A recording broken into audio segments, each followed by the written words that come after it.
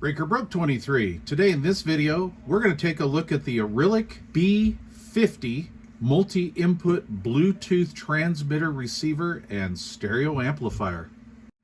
Wow, there was a lot going on in that intro for sure, no doubt, but the Arylic B50 has a lot going on inside this little black box. And, you know, I've been using this device for close to 5 weeks now, and I am very impressed with it. I'm going to start off with some front panel features. Just first of all, we have a master on-off switch. This cuts power or gives power to the unit. Right here we have our little infrared remote window, which, by the way, the infrared remote works very well on this. We have Bluetooth. This will be Bluetooth transmit and receive, line in, phono, optical input, HDMI ARC, USB input, and DAC input. Then we have our master volume control, and that is a multifunction control, so you push it to toggle between all of the input modes. Okay, on the back of the unit, we have our two SMA connectors. These are panel mounted connectors. You can remove these antennas if you would like. Also, they're adjustable, so you can lay them down if you need to lay it down or anything like that. So that's pretty flexible. We have our DC input. We have our connections here for left and right speaker output. Ground. This is for your turntable. We have phono input on this, RIAA equalization. By the way, that phono input sounds really good. We have RCA line input. Mono subwoofer out. This is a summed mono, so they take parts of the right and left signal and sum them to a single mono signal. Optical input. Here is our HDMI ARC input. USB input for your thumb drive. Here's your DAC. This hooks to your computer so you can play music files from your computer through this. And then a little reset button down here, and this reset button is not really to reset the device as far as the glitches or anything like that, which, by the way, I've had none. This is for pairing the Bluetooth transmitter. It's rated at 50 watts a channel and 30 watts a channel, depending on the impedance of your speaker. That would be 8 ohm or 4 ohm. It's 2-channel stereo amplifier with a sub output. The device, as it comes out of the box, gives full frequency output to the two speakers, the left and right speakers. And then, of course, you have the summed mono, which starts rolling off at around 250 hertz. And that's kind of up to your powered subwoofer to control the crossover points. The remote control is a very basic remote control. It does have input, output functions, volume up, down, etc., etc. It also has some pre-installed music modes or sound modes, I guess you could say. Jazz, classical, rock, vocal. You can also adjust the separate bass and treble as well, or in each different sound mode, which is kind of nice. Personally, I use the classic mode or classical mode, and I add a little bit of high end to it and maybe just bump 1 or 2 clicks on the low end. So let's go over some of the inputs. I have the master power turned off, so we're going to turn that on. You go in standby. Actually, the little standby light is when you're using the HDMI ARC, because you will leave this master switch on. I'll go a little bit more into that here in just a minute. Let's start with the first input mode. We have Bluetooth here. Like I say, this is a Bluetooth transmitter and receiver, and I will start with the receiver portion of it. I get very good range when transmitting from my cell phone or tablet. I get whole house coverage. This is the latest, greatest whiz-bang Bluetooth mode that you can get. It also covers all codecs, all popular codecs. So Bluetooth receiver's great, very dynamic sounding. I really like the audio quality of this. It's right up there with some of my high-end Bluetooth receivers that I review on this channel. Now, This is also a Bluetooth transmitter. The Bluetooth transmitter section in this device works very well. I get whole house coverage as well as outdoor coverage with this. I'm just totally amazed on the transmitter section on the B50 and what kind of range that I'm getting out of this. Now, I have demoed this with some kind of elderly Sony headphones for viewing TV, listening to TV, and it sounds really good. Great audio quality, no hiss or anything like that in the background, sounds great. Then I paired this up to one of my little Altec Bluetooth speakers and took a walk all throughout the house and out into the yard and out actually even into my neighbor's yard. So the Bluetooth transmitter portion of this is stellar. If you guys want a Bluetooth transmitter that you could say maybe send signal out to speakers on the patio or out by the pool or something like that, this more than likely will get the job done. Okay, we'll go to the next input. That will be our RCA line in. This is a full range input, very sensitive, exactly what I would expect in, say, any modern AV receiver or vintage home stereo. My CD player that I demoed this with is kind of an old second gen Technics CD player, and it sounded very good. I'm very familiar with the audio quality of that CD player as I'm the original owner, and it performed flawlessly on the B50. Very dynamic sounding, and that is actually due to the amplifier in here as well. But yeah, performed great. Just really nice option to have on this unit. So we'll go to our next input, which will be phono input. This was fun.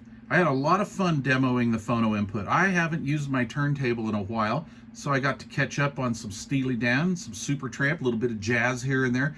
The RIAA equalization circuit in the B50, in my opinion, just sounds phenomenal. And I like the sensitivity of the input as well. I think Arylic did a very good job with that. And what's really cool is if you download the app on your phone or tablet, you can change your phono input to toggle between moving coil and moving magnet. So you can really adjust the B50 according to what sort of cartridge you're using on your turntable.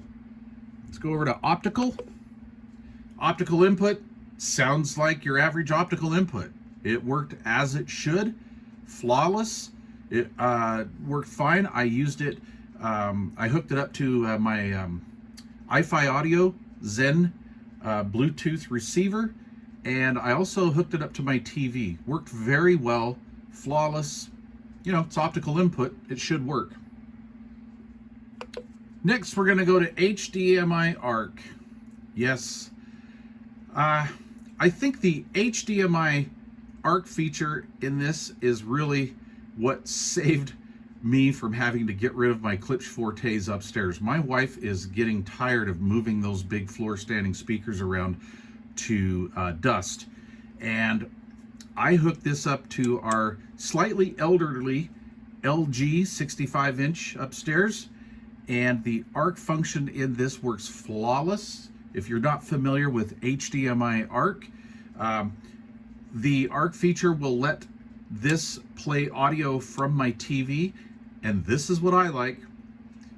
One remote takes care of it. You no longer need to have two remotes, a separate remote to adjust volume up and down for this, and a separate remote for your TV. When you go through the HDMI ARC and set up your TV properly, okay, because that's kind of a big thing. I see a lot of people, oh, the ARC doesn't work. Some TVs can be a little fidgety. My LG, the big one upstairs, is very fidgety. It does not like to play well with other electronics using ARC. With the B50, it worked great. My wife absolutely loves this. I've had this for about 5 weeks. She absolutely loves this for watching TV. I'm not a big TV guy, but the audio that comes through this thing is unbelievable. Her comment to me was, not only does it sound terrific, she could understand the dialogue better. I had an AV receiver set up here last year, and she just did not like that at all. I didn't really either, honestly. So we kind of went back to our old school two or 2.1 channel system. We use stereo left-right speakers and then a subwoofer. And this arc setup in this is amazing. When I get through with this, it has to go back up in the rack upstairs because she's going to be home tonight and she's going to want to watch TV through this. Now, all that being said, she now magically likes my Klipsch Fortes up there and says, don't change a thing. I love it the way it is. So, wifey approved. Next, we have USB input. So you can hook up a thumb drive to this puppy and play songs that you have put on a thumb drive.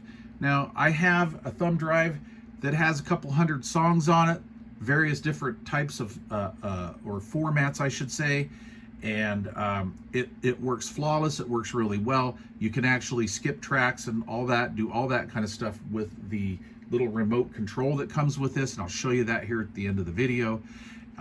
It works really well. All right, it does what it's supposed to do. It's not really a feature that I use a lot. It is not honestly an important feature as far as I'm concerned, but anyway, it's there and it works as it should. Last but not least, DAC. So if you want to, say, use this in your computer room and maybe use this as a desktop amplifier, something like that, it works great. You just plug this into your computer and you can play all of your music files from your computer. It does it flawlessly, does a really good job. This DAC sounds really, really nice. So yeah, I'm very happy about that. Okay, so I want to talk about how the B50 sounds. How about one word? Just wow. Okay, I'm not kidding. I am old school. I prefer old vintage stereo systems because of how dynamic they sound and how they make my elderly speakers and modern speakers sound really good. I'm into the old Kenwoods, the old Marantzes, the old Pioneer Super Tuners of the day, all of that. Not really, or up until now, I haven't really been that big of a fan of Class D audio. I just haven't been impressed. I've owned a few of these type of systems, but the B50 is definitely going to be a keeper. In fact, this is going to replace my, now hold on, this is going to replace my Marantz 2250B upstairs for a few reasons. First of all, the audio quality of this is just as dynamic as my Marantz, okay? This is just a beautiful sounding rig. It's not in your face. The soundstage, in my opinion, is proper. Nothing is overextended if you play it flat. No overextension, just great signal to noise ratio. I mean, I'm just absolutely blown away with the audio quality of this. And I also like that subwoofer output of this. It's a very hot 3-volt subwoofer output. So if you guys have a subwoofer that's kind of a ways away from your main cabinet rack or entertainment center, and maybe other devices haven't driven your subwoofer enough for you, this will definitely take care of that and definitely do it. If you use the app that's available for this, now I'm not really an app person, but I put it on one of my devices. You can tailor this to work full range output on your 2 front speakers, and then tailor your output or your crossover point on your subwoofer. This also has sort of it has a bass boost, but it's more of like a loudness control, a loudness boost. So at lower volumes, you get a little bit of extra low end, you get some extra mids and highs. It's a pretty cool thing to have. You can really tailor the sound beyond just the wireless remote that comes with it. Also, you could turn this into a amplifier for a satellite subwoofer setup. So if you have some little tiny bookshelves that don't do very well with low frequencies, you can actually roll off the low frequency here and cross your bookshelves off up a little higher, and then let your subwoofer take over from there. So that is a win-win option with the B50. As a side note, when I say it sounds great, I have 4 sets of speakers that I have used on the B50. I'll start with the small ones and go all the way up. I have some little bookshelves that I designed and constructed back in the early 90s. There's some G&S Redline 5 1/4 mid-ranges. I've got some VIFA dome tweeters in there and some scratch built crossovers that I built back in the day, and they make really great little monitors. They don't have a lot of low end, but they're great for horns and stuff like that. Great jazz speaker, and they sound very open and dynamic on the B50. I also have a pair of old school Paradigm Titan 2 bookshelves that sound really good. The B50 just makes them sound fantastic, even though they have degraded surrounds. Yeah, we're gonna have to take care of that. Okay, any of you Paradigm owners out there, you guys probably know what I'm talking about. Currently running a pair of 1982 Klipsch Heresies, and this thing sounds great on the Heresies. It sounds like an old Marantz or an old Kenwood receiver back from the 70s. Really dynamic. And if you guys are familiar with Klipsch speakers, especially the old versions or the first gens and stuff, they're not known for their low end. I wasn't really sure how this was going to work out on the Heresies, but I am totally blown away. So if you have some Heresies or something out there and you're looking for a little something to add to them, maybe you got some in the shop or in your office or something like that, the B50, I will guarantee, will not let you down. And then the last set of speakers we talked about earlier, actually, the ones that my wife has to move around to dust, the Klipsch Fortes. These are first gen Fortes. They are a good all-around speaker, and they really came alive with the B50s. Again, kind of like the Heresies, they don't really like Class D audio. They don't like AV receivers. They tend to sound better with old tube gear, or maybe a really dynamic sounding vintage stereo receiver. And this brings them to life. Now, I have to service my Marantz 2250B, which has been on those Fortes for decades. And this is the replacement right here. So this winter, when I have to bust that old vintage receiver out of the entertainment center and do a repair, this is the replacement. Actually, quite honestly, because of the ARC setup and the ease of use and the sound of TV that my wife likes, it kind of already has replaced the 2250B. I know you Marantz guys are like, no, but no, it does. I'm not kidding. Okay, so anyway, I've told you all the pros, all the things that I like about the B50. So let's talk about the things I don't like about the B50. Well, as we say in the radio game, I'm kind of a radio nerd as well as a stereo nerd. There's no perfect receiver. There's no perfect transmitter, okay? There is no perfect stereo device. How about that? So I want to talk about some of the things that that I've noticed that could be cons to some people about the B50. I think the first one is this has just a little bit of turn-off thump when you turn this device on and off, and it's more noticeable on my subwoofer. I run an old powered Cerwin Vega sub, a big old 15-inch Cerwin Vega sub with I don't know how many watts it has, like 500 watts or something like that. Anyway, when I turn this device off, whether it's through the HDMI ARC, through the main power, or whatever, it'll give me a little tiny bit of turn-off thump. I have also detected a little bit of turn-on thump. Now, I haven't heard that in a home stereo in quite a while, and that was kind of a thing back in the old car audio days. We would, back in the 80s and 90s, we'd get a little turn-on and turn-off thump. And that's because of the timing of when the crossover or the preamp section turns on and off in reference to the power amplifier section. Not a big deal. It doesn't really even move your driver, so it's just kind of a slightly audible thing. And I told my wife, I says, "Oh, listen to that! It's got a little bit of turn-off thump," and she didn't even have any idea what I was talking about. So I think for the casual user, you wouldn't even notice that whatsoever. Okay, second con on the B50 is that I do get a massive pop when I change input modes going from the USB stick to any other input. That will really move your speaker. It's a very loud pop, and I'm not really sure if it's the device cutting power to the thumb drive itself. I think that may be what it is, but it's a very loud, it's not a speaker killer, but it'll wake you up. It's a very loud pop. So if you do use a USB stick in here, maybe before you change modes, I would shut the device off with the master switch, and that will get rid of that pop. So that's kind of a killer.